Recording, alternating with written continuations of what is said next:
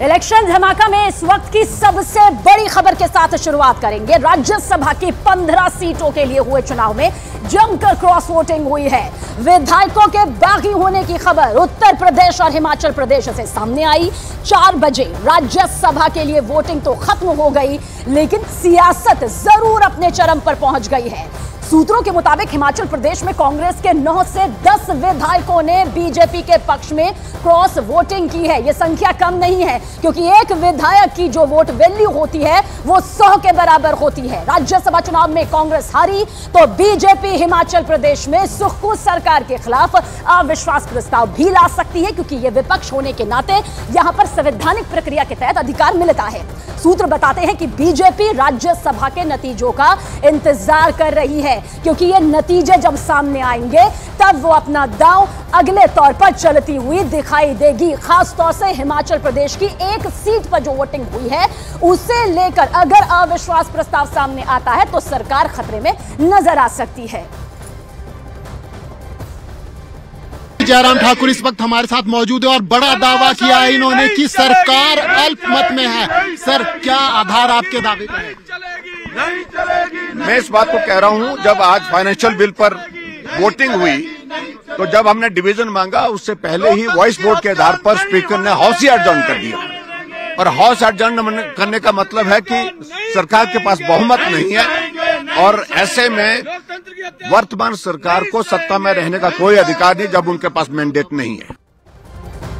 और इंतजार बहुत ज्यादा लंबा नहीं होगा। इलेक्शन धमाका के जरिए जब वो इंतजार भी सामने आएगा तो आंकड़े भी सामने आ जाएंगे। जीत हार का ये जो पूरा सिलसिला है वो आखिरकार विराम लेता भी नजर आएगा। लेकिन जयराम ठाकुर ने सुक्खू सरकार के अल्पमत का बड़ा दावा किया तो इसका जवाब देने खुद सीएम सुक्खू को सामने आना पड़ा।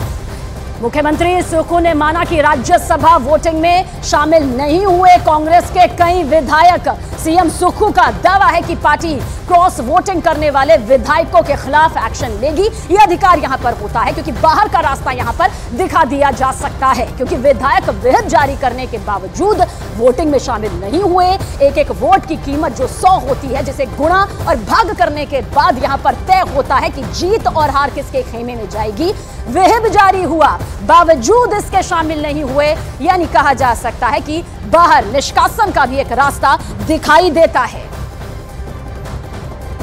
के नेता कोरम पूरा नहीं करते और कोरम पूरा करने के बाद जब विपक्ष के नेता जयराम ठाकुर जी को मौका दिया, उन्होंने अपनी बात रखी। हमारे जगन नेगी जी ने जब बात रखनी स्टार्ट की तो उन पर किस बदतमीजी से बात की गई। उस वक्त कांग्रेस पार्टी ने बोला कि लोकतंत्र में किसी की आवाज़ दबाना नहीं चाहते और हमने तो विप जारी कर रखा था। उनके पास तो मेजॉरिटी नहीं थी, हमारा तो विप जारी है और जो हमारे विधायक थे हमने तो वोटिंग करनी थी। अभी भी आप गिन लेते, विप जारी होने के बाद जो सत्ता पक्ष के विपक्ष के विधायकों कितने हैं?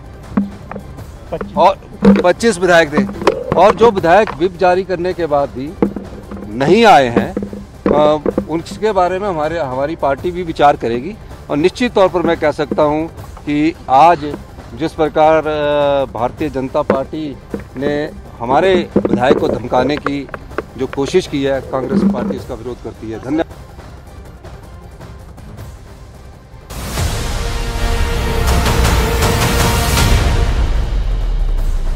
मुख्यमंत्री के इस बयान से देखिए एक बात तो बिल्कुल साफ नजर आती है कि हिमाचल प्रदेश में कांग्रेस पार्टी में सब कुछ ठीक नहीं चल रहा है। अंतर्कलह तो यह सामने है, इसमें कोई दो राय नहीं, कोई शक नहीं। भाई हिमाचल की सियासत में अभी क्या कुछ चल रहा है, सुक्खू सरकार पर बीजेपी का आखिर अगला कदम क्या होगा, बड़ी रणनीति क्या होगी, इस पर बातचीत करने के लिए एक खास मेहमान हमारे साथ मौजूद है। जुड़ रहे हैं हिमाचल प्रदेश के पूर्व सीएम जयराम ठाकुर जी। बहुत बहुत स्वागत है जयराम ठाकुर जी आपका।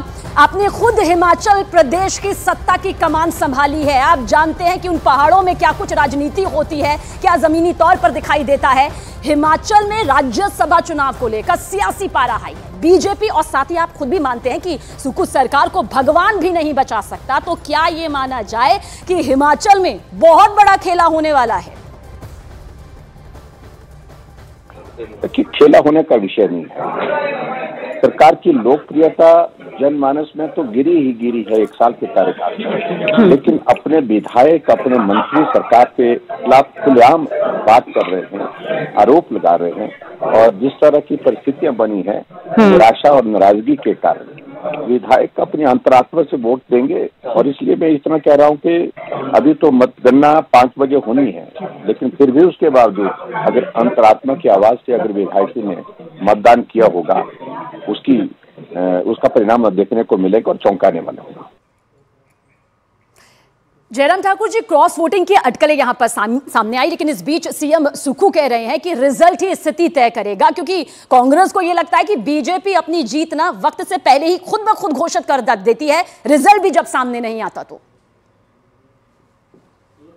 देखिए, मैं अभी तक इस सारी चीज को लेकर सिर्फ इतने कह रहा हूं कि 5 बजे परिणाम मतदान की गिनती होगी, तब तक इंतजार करना चाहिए। लेकिन इतना जरूर है, मालूम पड़ गया है उनको कि सब ठीक नहीं है। कांग्रेस पार्टी की सरकार के अंदर जो हालात बने हैं, जो परिस्थितियां बनी हुई, उन परिस्थितियों पर अगर नजर मारे तो पूरे प्रदेश भर में कांग्रेस पार्टी में नाराजगी है और कांग्रेस पार्टी के साथ साथ जनमानस में भी बहुत बड़ी नाराजगी है। और चुने हुए प्रतिनिधि विधायक है, चाहे और पार्टी के प्रमुख लोग हैं, सब लोग नाराज हुए पड़े हैं।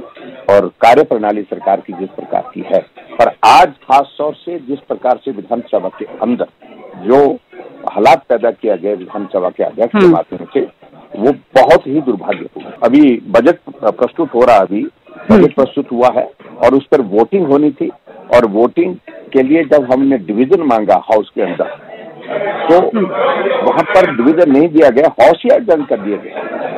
और दूसरी बात, जब रीअसेंबल किया गया हाउस, फिर से हमने इस बात के लिए आग्रह किया, तो फिर उसके बाद हाउस एडजर्न कर दिया कल तक। अब कल देखते हैं, कल बजट पारित होना है, क्या स्थिति बनती, क्या हालात बनते हैं। अब बहुमत उनके पास है तो ये स्थिति नहीं होती है, तो किस बात के लिए डर रहे हैं वो? उनको मतदान होने देना चाहिए।